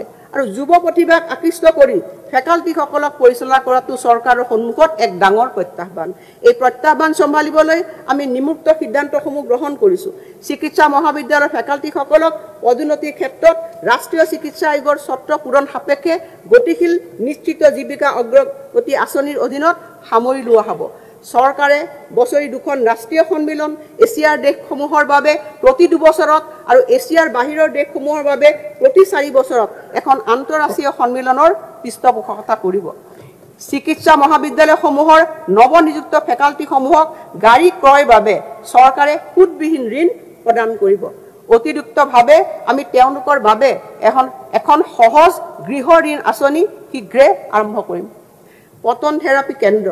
কৰ্কট ৰোগী, বিশেষভাৱে শিশুসকলৰ বাবে অত্যাধুনিক কৰ্কট চিকিৎসাৰ উপলব্ধতা নিশ্চিত কৰাৰ বাবে মই ৰাজ্যিক কৰ্কট প্ৰতিষ্ঠান গুৱাহাটীত এটা পতন থেৰাপি কেন্দ্ৰ স্থাপনৰ প্ৰস্তাৱ আগবঢ়াইছোঁ। ই হৈছে পূব ভাৰতৰ প্ৰথমটো আৰু দেশৰ ভিতৰত তৃতীয়টো পতন থেৰাপি কেন্দ্ৰ। অঞ্চলটোত আগশাৰীৰ কৰ্কট সেৱাৰ ই এক গুৰুত্বপূৰ্ণ মাইলৰ খুঁটি আৰু এই যন্ত্ৰটোৰ মূল্য হৈছে 550 কোটি টকা। এই প্ৰকল্পৰ বাবে চৰকাৰে CSR পুঁজিও ব্যৱহাৰ কৰিব। স্বাস্থ্য সেৱাত হোৱা খৰতকীয়া আন্তঃগাঁথনি বিকাশৰ ফলত অসম চিকিৎসা পৰ্যটনৰ এক কেন্দ্ৰ হোৱাৰ দিশে অগ্ৰসৰ হৈছে আৰু আমি আগশাৰীৰ হাস্পতালসমূহক ৰেহাই মূল্যত ভূমি আৰু আন সুবিধা প্ৰদানেৰে অসমলৈ অনাৰ বাবে সক্ৰিয়ভাৱে কাম কৰি আছোঁ। অসম উচ্চ আৰু কাৰিকৰী শিক্ষাৰ বাবে পুঁজি যোগান আঁচনি। অধ্যক্ষ মহোদয়, কেন্দ্ৰীয় চৰকাৰৰ উচ্চ শিক্ষা পুঁজি যোগান সংস্থাৰ আৰ্হিত আমাৰ শৈক্ষিক প্ৰতিষ্ঠানসমূহক সহায় কৰাৰ উদ্দেশ্যে মই অসম উচ্চ শিক্ষা পুঁজি যোগান আঁচনি মুকলি কৰাৰ বাবে প্ৰস্তাৱ কৰিছোঁ। আৰু এই আঁচনিৰ মূল বৈশিষ্ট্যসমূহ হৈছে উচ্চ শিক্ষাৰ প্ৰতিষ্ঠানে নিজৰ আন্তঃগাঁথনি উন্নয়ন যন্ত্ৰপাতি ক্ৰয় কৰাৰ বাবে বেংকৰ পৰা লোন ল'ব পাৰিব। মূল ঋণৰ 25% ৰাজ্য চৰকাৰে ৰাজ সাহায্য হিচাপে প্ৰদান কৰিব আৰু এনে ঋণৰ সমুদায় সুদৰ দায়িত্ব ৰাজ্য চৰকাৰে বহন কৰিব। মই এইটোও কৈছোঁ যে প্ৰাৰম্ভিক পৰ্যায়ত এই আঁচনিখন ঐচ্ছিক ভিত্তিত হ'ব। এই সুবিধাৰ উপৰিও চৰকাৰে উচ্চ শিক্ষাৰ প্ৰতিষ্ঠানসমূহক মূলধনী ব্যয়ত সমৰ্থন আগবঢ়াই যাব। ডিব্ৰুগড় পলিটেকনিকক অভিযান্ত্ৰিক মহাবিদ্যালয়লৈ উন্নতীকৰণ। লাহোৱালত থকা ডিব্ৰুগড় পলিটেকনিকক এখন পূৰ্ণাংগ অভিযান্ত্ৰিক মহাবিদ্যালয়লৈ উন্নীতকৰণৰ কথা মই ঘোষণা কৰিলোঁ। আদৰ্শ বিদ্যালয়। গুণগত শিক্ষাৰ উপলব্ধতাৰ বিকাশ সাধন কৰাটো আমাৰ চৰকাৰৰ অন্যতম অগ্ৰাধিকাৰ। 218খন চাহ বাগিচা আদৰ্শ বিদ্যালয়ৰ 116খন ইতিমধ্যে কাৰ্যক্ষম হৈছে। এই বছৰত আমি আৰু 57খন আদৰ্শ বিদ্যালয় মুকলি কৰিম। এই পবিত্ৰ সদনত সন্মানীয় সদস্যসকলৰ আগত জনাবলৈ পাই মই সুখী হৈছোঁ যে এই বিদ্যালয়সমূহত 2024-25 বৰ্ষত নামভৰ্তিৰ সংখ্যা 57% বৃদ্ধি হৈছে। 25খন বড়ো মাধ্যমৰ বিদ্যালয়ক আদৰ্শ বিদ্যালয়লৈ উন্নীত কৰা হ'ব বুলি মই আজি ঘোষণা কৰিছোঁ। আমি বাণীকান্ত কাকতি কম্পিউটাৰ সাক্ষৰতা অনুষ্ঠানৰ লগত জড়িত শিক্ষকসকলৰ দৰমহা 20,000 টকালৈ বৃদ্ধি আৰু তেওঁলোকৰ সেৱা 60 বছৰলৈ সম্প্ৰসাৰিত কৰিম। কাৰ্বি আংলং, পশ্চিম কাৰ্বি আংলং আৰু ডিমা হাছাও জিলাক নিৰ্মল শক্তি আৰু পৰিৱেশ পৰ্যটন কেন্দ্ৰ হিচাপে গঢ়ি তোলাৰ পৰিকল্পনা। নৱীকৰণযুক্ত শক্তিৰ উৎসৰ ওপৰত গুৰুত্ব প্ৰদানেৰে কাৰ্বি আংলং, পশ্চিম কাৰ্বি আংলং, ডিমা হাছাও জিলাক মই অসমৰ নিৰ্মল শক্তি কেন্দ্ৰ হিচাপে গঢ়ি তুলিবলৈ প্ৰস্তাৱ গ্ৰহণ কৰিছোঁ। এই অঞ্চলটোৰ প্ৰাকৃতিক দৃশ্যৰাজি আৰু জৈৱ বৈচিত্ৰতাই পৰিৱেশ পৰ্যটনক উদগনি যোগোৱাৰ লগতে কৰ্মসংস্থাপনৰ সৃষ্টি কৰিব। এক অৰ্থনৈতিক পথ হিচাপে বড়োলেণ্ড ক্ষেত্ৰীয় অঞ্চল ভাৰত আৰু ভূটানৰ মাজত ব্যৱস্থাপনা যোগাযোগ সম্প্ৰসাৰণৰ বাবে মই B3 অৰ্থাৎ ভূটান বড়োলেণ্ড আৰু বংগ উপকূলৰ বিকাশৰ পদক্ষেপৰ বিষয়ে ঘোষণা কৰিছোঁ, যাৰ দ্বাৰা যোগীঘোপা আৰু ফুলবাৰীৰ সৈতে সুচল সংযোগ স্থাপন কৰা হ'ব। ইয়াৰ দ্বাৰা সীমান্তৰ দুয়োপাৰৰ মাজৰ সম্পৰ্ক শক্তিশালী কৰাৰ লগতে এই অঞ্চলত আৰ্থিক কাৰ্যকলাপক উৎসাহ যোগাই পাৰদৰ্শী বাণিজ্য আৰু পৰিবহণ ব্যৱস্থা সহজসাধ্য কৰি তুলিব পৰা যাব। যোগীঘোপাত এটা বিশেষ অৰ্থনৈতিক মণ্ডল গঢ়ি তোলাটো আমি অগ্ৰাধিকাৰ প্ৰদান কৰিছোঁ। আঞ্চলিক চুক্তিৰ কাৰ্য ৰূপায়ণ আৰু আন্তঃগাঁথনি বিকাশত গুৰুত্ব আৰোপ কৰি এই বছৰত 6ষ্ঠ অনুসূচীৰ অঞ্চলসমূহত উন্নয়নৰ বাবে পৰ্যাপ্ত পুঁজি আবণ্টন কৰা হৈছে। বড়োলেণ্ড ক্ষেত্ৰীয় পৰিষদ BTCৰ বাবে 1,143 কোটি টকা ধাৰ্য কৰা হৈছে। মই কাৰ্বি আংলং স্বায়ত্তশাসিত পৰিষদৰ বাবে 6,100 কোটি টকা 621 কোটি টকা ধাৰ্য কৰিছোঁ আৰু উত্তৰ কাছাৰ পাৰ্বত্য স্বায়ত্তশাসিত পৰিষদৰ বাবে 306 কোটি টকা ধাৰ্য কৰা হৈছে। ইয়াৰ উপৰিও চৰকাৰে পৰিষদ কৰ্তৃপক্ষসমূহক প্ৰতিষ্ঠা ব্যয় সাহায্য আগবঢ়োৱাৰ ব্যৱস্থাও অব্যাহত ৰাখিব। নতুন প্ৰশাসনিক বিভাগসমূহৰ সৃষ্টি এই বছৰ আমাৰ চৰকাৰে লক্ষ্যভিত্তিক উন্নয়ন আগুৱাই নিবলৈ দুটা নতুন বিভাগ গঠন কৰিছে। ষ্টাৰ্টআপ ইনকিউবেশ্যন আৰু উদ্ভাৱন বিভাগৰ বাবে মই 60 কোটি টকা আৰু বৰাক উপত্যকা উন্নয়ন বিভাগৰ বাবে 100 কোটি টকা ধাৰ্য কৰিছোঁ। লোক নিৰ্মাণ গৃহ আৰু ৰাষ্ট্ৰীয় ঘাইপথ বিভাগৰ পৰা লোক নিৰ্মাণ স্বাস্থ্য আৰু শিক্ষা নামে এটা নতুন বিভাগ গঠন কৰা হ'ব আৰু এই বিভাগটোৱে স্বাস্থ্য আৰু শিক্ষা খণ্ডৰ অন্তৰ্গত আন্তঃগাঁথনি নিৰ্মাণৰ ওপৰত গুৰুত্ব প্ৰদান কৰিব আৰু এই বিভাজন সংমণ্ডল স্তৰলৈকে নিম্ন পৰ্যায়লৈ হ'ব। মাছ, কণী আৰু গাহৰি উৎপাদনত স্বাৱলম্বিতা অসমত কণী উৎপাদনৰ ক্ষেত্ৰত স্বাৱলম্বিতা অৰ্জন আৰু হাঁহ কুকুৰা খণ্ডৰ বাণিজ্যিকৰণ নীতি ৰূপায়ণৰ দিশত মই 24 কোটি টকা আবণ্টন কৰিছোঁ। গাহৰিৰ কৃত্ৰিম প্ৰজননৰ অভিযানৰ লগতে গাহৰিৰ প্ৰজনন কাৰ্যসূচীৰ প্ৰসাৰৰ বাবে মই কানাডাৰ প্ৰজাতিৰ আমদানি কৰাৰ কথা ঘোষণা কৰিছোঁ, যাতে অসমত থকা গাহৰিৰ বংশানুক্ৰমিক উন্নীতকৰণ সম্ভৱ হৈ উঠে আৰু ইয়াৰ বাবে মই 11 কোটি টকা আবণ্টন দিছোঁ। পশু চিকিৎসা সেৱাক শক্তিশালী কৰাৰ অৰ্থে 2025 চনৰ অক্টোবৰৰ ভিতৰত গুৱাহাটী, বোকাঘাট আৰু ডিব্ৰুগড়ত 3খন পোহনীয়া জীৱৰ হাস্পতাল কাৰ্যক্ষম উঠিব আৰু ইয়াৰ উপৰিও কামৰূপ, গোলাঘাট, লখিমপুৰ, তিনিচুকীয়াত 4খন মাল্টি কেয়াৰ পশু চিকিৎসা নিৰ্মাণৰ কাম চলি আছে আৰু শিৱসাগৰত 5খন এনে চিকিৎসালয়ৰ কাম আৰম্ভ কৰা হৈছে আৰু মই ইয়াৰ বাবে 24 কোটি টকা ধাৰ্য কৰিছোঁ। মাছৰ খাদ্য, গাহৰিৰ মাংস আৰু কণীৰ ক্ষেত্ৰত আত্মনিৰ্ভৰশীলতা সুনিশ্চিত কৰিবৰ বাবে ল'বলগীয়া পদক্ষেপ সম্পৰ্কে পৰামৰ্শ প্ৰদান কৰিবলৈ আমাৰ চৰকাৰে এখন কমিটি গঠন কৰিব।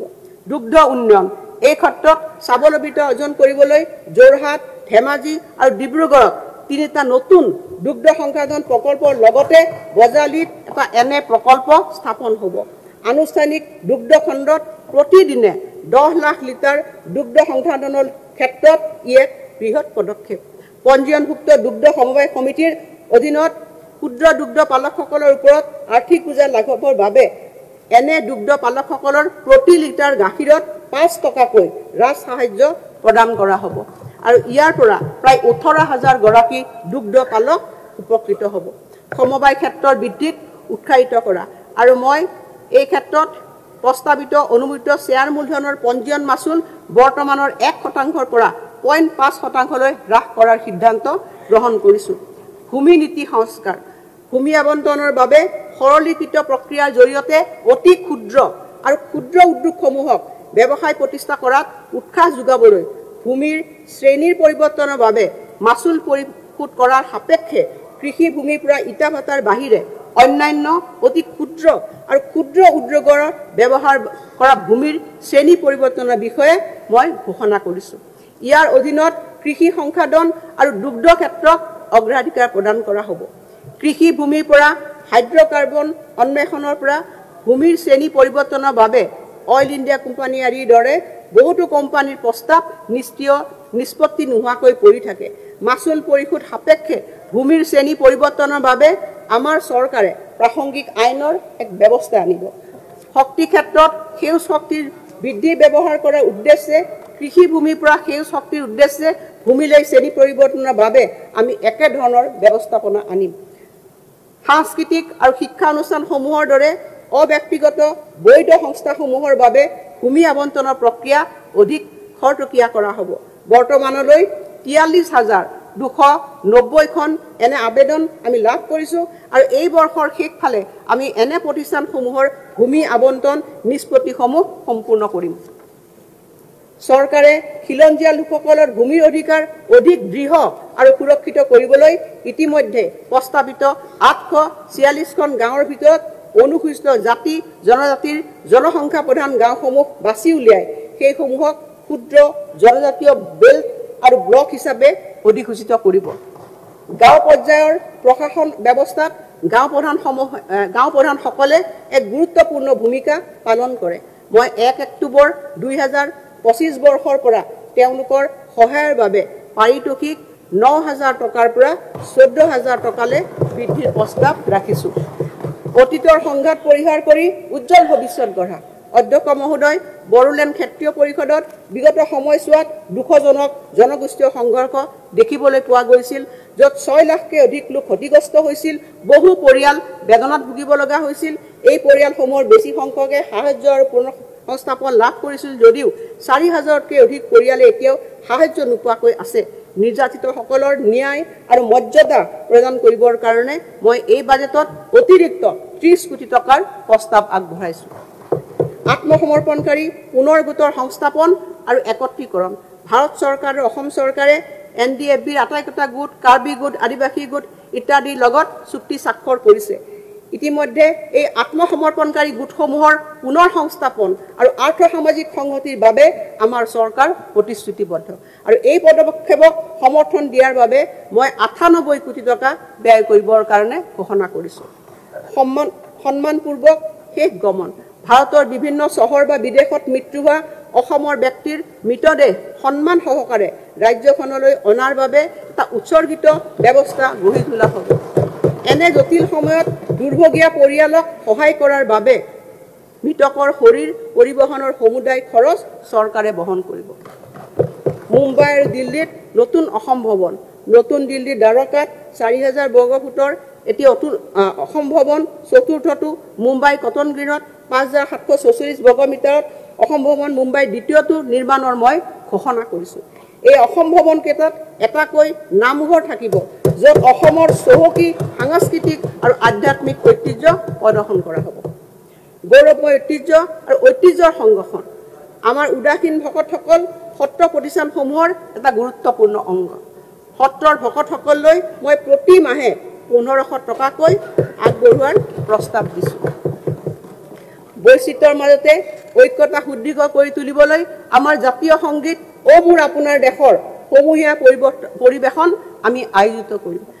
আমাৰ সমূহীয়া সম্প্ৰীতি প্ৰতীকী ৰূপত তুলি ধৰিবলৈ অসমৰ 1 কোটিতকৈও অধিক নাগৰিকে বিভিন্ন স্থানৰ পৰা সমান্তৰালভাৱে এই সংগীতত অংশগ্ৰহণ কৰিব। ৰাষ্ট্ৰীয় আৰু আন্তঃৰাষ্ট্ৰীয় দৰ্শকৰ সন্মুখত কলাৰ ৰূপটো প্ৰদৰ্শন কৰিবলৈ আমি পৰম্পৰাগত বড়ো লোকনৃত্য, বাগৰুম্বা আৰু বৰদৈ চিকলাৰ দৰ্শনীয় প্ৰদৰ্শনৰো আয়োজন কৰিম। অসমীয়া চলচ্চিত্ৰ, সাহিত্য, লোকসংগীত, সংগীত আৰু তথ্যচিত্ৰ ইত্যাদি সংৰক্ষণ কৰিবলৈ আমাৰ চৰকাৰে নিজা OTT মঞ্চ তৈয়াৰ কৰিব। ইউনিটি মলৰ লক্ষ্য হৈছে 35খন জিলা আৰু দেশৰ অন্যান্য ৰাজ্য তথা কেন্দ্ৰীয় শাসিত অঞ্চলসমূহক সামৰি 1 জিলা 1 উৎপাদিত সামগ্ৰী ধাৰণাত্ব কৰা আৰু ইয়াৰ বাবে মই সুখী হৈছোঁ যে 275 কোটি টকাৰ এই ইউনিটি মলটো এই বছৰতে সম্পূৰ্ণ হৈ উঠিব। কনচাৰ্ট পৰ্যটন। আমি দেখিছোঁ যে আমাৰ চুবুৰীয়া ৰাজ্যই সংগীত কনচাৰ্ট ব্যাপক ৰূপত আয়োজন কৰি বৃহৎ সফলতা লাভ কৰিছে। অসমলৈ বিশ্বমানৰ সংগীতানুষ্ঠানক আকৰ্ষণ কৰিবলৈ এনেধৰণৰ পদক্ষেপ লোৱাৰ বাবে মই প্ৰস্তাৱ দিছোঁ। আমি ৰাজ্যৰ জনসাধাৰণক এক অনন্য অভিজ্ঞতা প্ৰদান কৰিবলৈ ঐতিহ্য ক্ষেত্ৰ আৰু নদীৰ দাঁতিকাষৰীয়া অঞ্চলকে ধৰি গুৰুত্বপূৰ্ণ স্থানসমূহৰ সৰ্বাংগীন বিকাশ লাভেৰে লাভান্বিত কৰিম আৰু এই পদক্ষেপে অসমৰ পৰ্যটন খণ্ডটোক এক নতুন মাত্ৰা প্ৰদান কৰিব আৰু এই বৰ্ষতে পৰ্যটন বিভাগে ইয়াৰ বাবে উপযুক্ত নীতি গ্ৰহণ কৰিব। ৰাজ্যখনত উপলব্ধ হোমষ্টে, চাহ পৰ্যটনৰ সা সুবিধাসমূহৰ ওপৰত নিৰ্ভৰ কৰি আমি এটা ডিজিটেল পৰ্যটন আৱৰ্ত সৃষ্টিৰ বাবে কাম কৰিম আৰু এই দিশত আমি এখন ডিজিটেল মঞ্চ তৈয়াৰ কৰাৰ বাবে ব্যৱস্থা গ্ৰহণ কৰিম। মিছন অলিম্পিক অসমৰ ভৱিষ্যত অলিম্পিয়ানসকলৰ তত্ত্বাৱধান খেল মহাৰণে সমগ্ৰ অসমতে ব্যতিক্ৰমী ক্ৰীড়া প্ৰতিভাক চিনাক্তকৰণ কৰিছে। ভৱিষ্যত প্ৰতিভাৱান খেলুৱৈসকলৰ বাবে শক্তিশালী বুনিয়াদ গঢ়ি তোলাৰ বাবে আমাৰ চৰকাৰে গ্ৰহণ কৰা পদক্ষেপৰ অংশ হিচাপে 500 গৰাকী ল'ৰা ছোৱালীক অলিম্পিককে ধৰি উচ্চ পৰ্যায়ৰ প্ৰতিযোগিতাত অংশগ্ৰহণ কৰিব পৰাকৈ প্ৰয়োজনীয় দক্ষতা সম্পদ আৰু প্ৰশিক্ষণৰে সাজু কৰি তোলা হ'ব। যুৱ দক্ষতা বৃদ্ধি অসম দক্ষতা বিশ্ববিদ্যালয়ে এই বছৰতে নিজৰ চৌহদৰ পৰা কাম আৰম্ভণি কৰিব। বিজ্ঞান প্ৰযুক্তি তথা কাৰিকৰী শিক্ষাৰ ওপৰত গুৰুত্ব আৰোপ কৰি মাধ্যমিক বিদ্যালয়সমূহত ৰাজ্যিক বৃত্তিমুখী প্ৰশিক্ষণ কেন্দ্ৰলৈ উন্নীত কৰাৰ বাবে আমি টাটা নেলকৰ সৈতে অংশীদাৰিত্ব ভিত্তিত কাম কৰিম আৰু ইয়াৰ বাবে মই 50 কোটি টকা আবণ্টন কৰিছোঁ। উচ্চ ক্ষমতা সম্পন্ন ঔদ্যোগিক প্ৰসাৰ আৰু উৎসৰ্গিত অসম ঔদ্যোগিক গতিশীল পুঁজি এডভান্টেজ আসাম 2.0 বিনিয়োগ আৰু আন্তঃগাঁথনি সন্মিলনৰ জৰিয়তে এক মাইলৰ খুঁটি সৃষ্টি কৰি 5 লাখ কোটি টকাতকৈ অধিক বিনিয়োগৰ প্ৰতিশ্ৰুতি লাভ কৰে আৰু এই বিনিয়োগসমূহে কাৰ্যকৰী ৰূপায়ণৰ কৰিবৰ কাৰণে আমি আধুনিক লজিষ্টিক শক্তি পানী আৰু পৰিবহণ আন্তঃগাঁথনি সুবিধাযুক্ত ঔদ্যোগিক মণ্ডল উন্নয়নৰ পৰিকল্পনা কৰিছোঁ আৰু সেই কাৰণে অসম ঔদ্যোগিক গতিশীল পুঁজি নামৰ এটা উৎসৰ্গিত পুঁজিৰ বাবে মই 2000 কোটি টকাৰ প্ৰস্তাৱ আগবঢ়াইছোঁ। দীৰ্ঘম্যাদী উন্নয়নৰ বাবে কৌশলগত বিনিয়োগ অসমত 46টা ৰাজহুৱা খণ্ডৰ প্ৰতিষ্ঠানৰ 17টাই লাভ উপাৰ্জন কৰি আছে আৰু এই সফলতাই কাৰ্যদক্ষতা আৰু বিত্তীয় সক্ষমতা বৃদ্ধিৰ বাবে আমাৰ অবিৰত প্ৰচেষ্টাক প্ৰতিফলিত কৰে। আমাৰ ৰাজহুৱা খণ্ডৰ প্ৰতিষ্ঠানসমূহৰ মুঠ যৌথ 40,380 কোটি টকা আৰু ই আমাৰ ৰাজ্যখনৰ ৰাজহুৱা বিনিয়োগ ব্যৱস্থাৰ শক্তিশালী ভেটিটোকে সূচায়। নুমলীগড় তেল শোধনাগাৰ লিমিটেডত আমি কৰা কৌশলগত বিনিয়োগ বৰ্তমান 6,500 কোটি টকা বজাৰ মূল্যলৈ ৰূপান্তৰিত হোৱাৰ লগতে একত্ৰীকৃত সঞ্চিত নিধি কনচলিডেটেড সিংকিং ফাণ্ডত কৰা বিনিয়োগৰ পৰিমাণ 7,484 কোটি টকালৈ বৃদ্ধি পাইছে আৰু ইয়াৰ উপৰিও অসম আন্তঃগাঁথনি বিত্তীয় প্ৰাধিকৰণ আইফাৰ সঞ্চিত নিধি সিংকিং ফাণ্ডৰ প্ৰায় 855 কোটি টকা আবণ্টনেৰে আমি আমাৰ বিত্তীয় সামৰ্থ্য অধিক বৃদ্ধি কৰিবৰ কাৰণে সক্ষম হৈছোঁ। আমি মুখ্যমন্ত্ৰীৰ সমগ্ৰ গ্ৰাম্য উন্নয়ন যোজনাৰ অধীনত 2,700 কোটি টকাৰ আছুতীয়া পুঁজি জমা কৰিম আৰু এই বৰ্ষত গ্ৰীণফিল্ড সাৰ কাৰখানাত 1272 কোটি টকা বিনিয়োগৰে কৃষি খণ্ডৰ আত্মনিৰ্ভৰশীলতাৰ দিশত আমি এক সাহসী পদক্ষেপ গ্ৰহণ কৰি আছোঁ। এই পদক্ষেপসমূহৰ জৰিয়তে আমি অসমৰ ভৱিষ্যতৰ বাবে সম্পদৰ এক শক্তিশালী ভেটি নিৰ্মাণ কৰি আছোঁ। কিছু সংখ্যক মানুহৰ ধাৰণাৰ বিপৰীতে যথোপযুক্ত নগদ সঞ্চয় আৰু সম্পদৰে অসম এতিয়া এক সবল অৰ্থনীতিৰ ৰাজ্য। অসমৰ অবিৰত অৰ্থনৈতিক বিকাশ আৰু উন্নয়ন সুনিশ্চিত কৰিব পৰা এক ভৱিষ্যত সষ্টম সম্পদৰ ভেটি গঢ়াৰ কাৰণে আমি দৃঢ় প্ৰতিজ্ঞা আৰু অসমৰ অৰ্থনৈতিক বিকাশৰ গতি ত্বৰান্বিত কৰিবলৈ এক ভৱিষ্যত প্ৰস্তুত বিনিয়োগ পুঁজি গঠন কৰিবলৈ আমি প্ৰতিশ্ৰুতিবদ্ধ আৰু সেই কাৰণে নন বেংকিং ফাইনেন্সিয়েল কোম্পানী NBFCৰ ৰূপত অসম বিকল্প বিনিয়োগ পুঁজি গঠন কৰাৰ কথা ঘোষণা কৰিবলৈ পাই মই আনন্দিত হৈছোঁ আৰু এই অসম বিকল্প বিনিয়োগ পুঁজিয়ে অসমৰ বিকাশৰ নতুন সুযোগৰ বাট মুকলি কৰিব, বিনিয়োগ আকৰ্ষিত কৰিব আৰু ৰাজ্যৰ অৰ্থনীতি টনকিয়াল কৰিব।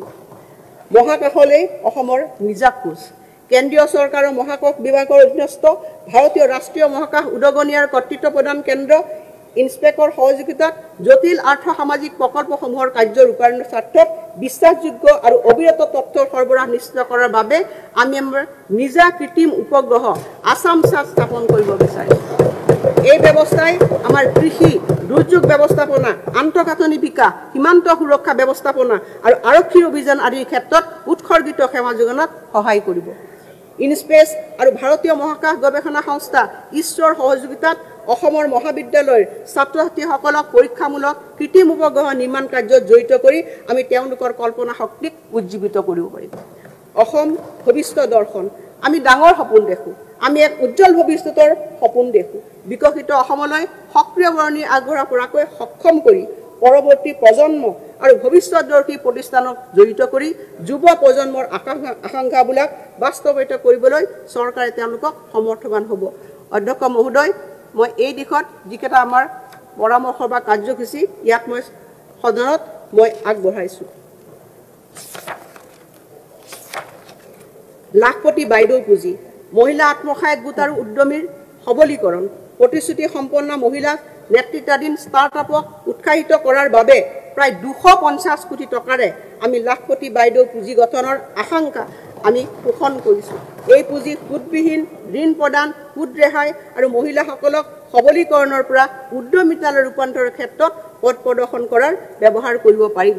আৰু এই পদক্ষেপৰ লক্ষ্য হৈছে মহিলা উদ্যমীৰ হকে এটা শক্তিশালী পৰিৱেশ তন্ত্ৰ সৃষ্টি কৰি অৰ্থনৈতিক প্ৰগতি আৰু স্বনিৰ্ভৰশীলতা গঢ়ি তোলা। অধ্যক্ষ মহোদয়, মই ইয়াৰ পিছত অংশ 2লৈ আহিছোঁ। মই এতিয়া চৰকাৰৰ কৰ আৰোপণ আৰু ৰাজহ সংগ্ৰহৰ বিষয়ে অৱলোকন কৰিব বিচাৰিছোঁ, যিটো অৰ্থনৈতিক অগ্ৰগতিৰ মূল চালিকা শক্তি। বিগত 4টা বছৰত ৰাজ্যিক ৰাজহ সংগ্ৰহ উল্লেখযোগ্যভাৱে বৃদ্ধি পাইছে। ৰাজ্যৰ নিজা ৰাজহ সংগ্ৰহৰ পৰিমাণ 2020-21 বিত্তীয় বৰ্ষত 20,033 কোটি টকাৰ পৰা 2025 বৰ্ষৰ ফেব্ৰুৱাৰী মাহলৈকে 32,886 কোটি টকালৈ বৃদ্ধি পাইছে, আৰু যিয়ে উল্লেখনীয় 64.2% বৃদ্ধিৰ হাৰ প্ৰতিফলিত কৰিছে। এই চৰকাৰে বিভিন্ন কৰ সংস্কাৰ গ্ৰহণ কৰাৰ বাবে আজি আমি এনে অৱস্থাত উপনীত হৈছোঁ যে আমাৰ নিজস্ব উৎসৰ জৰিয়তে দৰমহা দিব পৰা হৈছোঁ। অসমৰ ক্ষেত্ৰত এইটো হৈছে অভূতপূৰ্ব আৰু ঐতিহাসিক বিষয়। বাণিজ্যিক কৰ, 2023-24 বিত্তীয় বৰ্ষত কৰ আৰোপণৰ বিভাগে 22,580 কোটি টকা সফলতাৰে সংগ্ৰহ কৰি তাৰ আগৰ বছৰৰ তুলনাত 15% বৃদ্ধি কৰিবলৈ সক্ষম হৈছে। আৰু 25 চনৰ ফেব্ৰুৱাৰীলৈ GST আৰু অনা GST ৰাজহ সংগ্ৰহ 5% বৃদ্ধিৰে 21,578 কোটি টকা হৈছে। মহোদয়, আমাৰ চৰকাৰ আজি চাহ উদ্যোগে সন্মুখীন হোৱা প্ৰত্যাহ্বানসমূহৰ বিষয়ে সম্পূৰ্ণ অৱগত। অসম কৰ আৰোপণ নিৰ্দিষ্ট ভূমিত আইন 1990 চনৰ অধীনত সেউজীয়া চাহপাতৰ ওপৰত কৰ ৰেহাই ব্যৱস্থা 2025 চনৰ 1 জানুৱাৰীৰ পৰা কাৰ্যকৰী হোৱাকৈ আৰু 2 বছৰৰ বৃদ্ধিৰ কথা মই ঘোষণা কৰিছোঁ। আমাৰ পৰিশ্ৰমী মধ্যবিত্ত পৰিয়াললৈ সকাহ দিয়াৰ উদ্দেশ্যে অসম বৃত্তি, বাণিজ্য, জীৱিকা আৰু নিয়োগ কৰ আৰোপণ আইন 1947, Assam professions, trades, callings and employment taxation act 1947ৰ অধীনত মাহিলী 15,000 টকালৈ উপাৰ্জন কৰা ব্যক্তিসকলৰ ব্যক্তিগত কৰ মই ৰেহাই দিয়াৰ প্ৰস্তাৱ কৰিছোঁ। ইয়াৰ দ্বাৰা 1,43,000 কৰদাতা পৰিয়াল উপকৃত হ'ব আৰু তেওঁলোকৰ ক্ৰয় ক্ষমতা বৃদ্ধি পাব। লগতে আমাৰ কাঁহ পিতল শিল্পৰ সৈতে জড়িত ব্যৱসায়ীসকলে সন্মুখীন হৈ অহা সমস্যাৰ বিষয়ে চৰকাৰ অৱগত, আৰু মই এই ক্ষেত্ৰত তেওঁলোকৰ বাবে GST উভতাই দিয়াৰ কথা ঘোষণা কৰিছোঁ। এই সম্পৰ্কত বিস্তৃত জাননী অহা মে 2025ৰ ভিতৰত জাৰি কৰা হ'ব। অধ্যক্ষ মহোদয়, এতিয়া মই মাননীয় মুখ্যমন্ত্ৰী ডাঙৰীয়াই জনসাধাৰণৰ ওপৰত কোনো ধৰণৰ বিত্তীয় বোজা আৰোপ নকৰাকৈ বাজেট দাখিল কৰি এক মহৎ উদাহৰণ দাঙি ধৰিছে আৰু বিধি কাঠামো ৰুল ফ্ৰেমৱৰ্কৰ যথাসম্ভৱ সৰলীকৃত কৰি সকাহ প্ৰদান কৰিছে। তেখেতৰ দৰ্শনক অনুসৰণ কৰি জনসাধাৰণৰ ওপৰত কোনো ধৰণৰ অতিৰিক্ত কৰ আৰোপ নকৰাৰ নিশ্চিতি প্ৰদানেৰে মই আজি মোৰ বাজেট উত্থাপন কৰিবলৈ পাই গৌৰৱ অনুভৱ কৰিছোঁ। এতিয়া বাজেট প্ৰাকলনে আহিছোঁ। অধ্যক্ষ মহোদয়, 2025-26 বৰ্ষৰ বাজেট প্ৰাকলনত ৰাজ্যখনৰ একত্ৰিত নিধিত মুঠ 1,55,428.75 কোটি টকাৰ প্ৰাপ্তি প্ৰদৰ্শন কৰা হয়। ইয়াৰে 1,17,225.97 কোটি টকা ৰাজহ শিতানত আৰু বাকী টকা 38,202.78 কোটি টকা মূলধন শিতানত। বিভিন্ন উৎসৰ পৰা অহা একত্ৰিত নিধিৰ আনুমানিক প্ৰাপ্তিৰ হিচাপ মই তালিকা 1 নম্বৰত উল্লেখ কৰিছোঁ। ৰাজহ শিতানত 1,05,485.17 কোটি টকা আৰু উপনিমিত্ত কণ্টিনজেন্সি পুঁজিৰ অধীনত 2,000 কোটি টকা যোগ হোৱাৰ পিছত সৰ্বমুঠ আদায়ৰ পৰিমাণ হ'ব 2,06,262,913.92 কোটি টকা। ইয়াৰ বিপৰীতে 2025-26 বৰ্ষত ৰাজ্যখনৰ একত্ৰিত নিধিৰ পৰা সৰ্বমুঠ ব্যয়ৰ পৰিমাণ 1,55,958.14 কোটি টকা হ'ব বুলি অনুমান কৰা হৈছে আৰু ইয়াৰে ৰাজহ শিতানত 1,17,225.96 কোটি টকা আৰু মূলধনী শিতানত 38,759.18 কোটি টকা 2025-26 বৰ্ষত একত্ৰিত নিধিৰ মঞ্জুৰি অনুযায়ী ব্যয়সমূহৰ প্ৰাক্কলন তালিকা 2 নম্বৰত দেখুওৱা হৈছে ৰাজহুৱা শিতানত ব্যয় হ'ব 1,09,74.10 কোটি টকা আৰু কন্টিজেন্সি পুঁজিৰ অধীনত 2,000 কোটি টকাৰে বছৰটোৰ সৰ্বমুঠ প্ৰাক্কলিত ব্যয় হ'ব প্ৰায় 2,60,959.24 কোটি টকা এইদৰে বছৰটোত হোৱা প্ৰাক্কলিত লেনদেনৰ বাবে আনুমানিক 1954.68 কোটি টকা ৰাহি হ'ব আৰু ইয়াৰ লগতে আৰম্ভণি ঘাটি 2,574.95 কোটি টকা মিলালে 2025-26 বৰ্ষৰ শেষলৈ বাজেট ঘাটিৰ পৰিমাণ 620.27 কোটি টকা হ'বগে মই অসমৰ সমূহ জনসাধাৰণলৈ আগন্তুক ৰঙালী বিহুৰ আন্তৰিক শুভেচ্ছা জ্ঞাপন কৰিছোঁ অসম আমাৰ ৰূপহী গুণৰো নাই শেষ ভাৰতৰে পূৰ্ব দিশৰ সূৰ্য উঠা দেশ অধ্যক্ষ মহোদয় ডক্টৰ ভূপেন হাজৰিকাৰ গানৰ এই কলিৰে মই বাজেট ভাষণৰ সামৰণি মাৰিছোঁ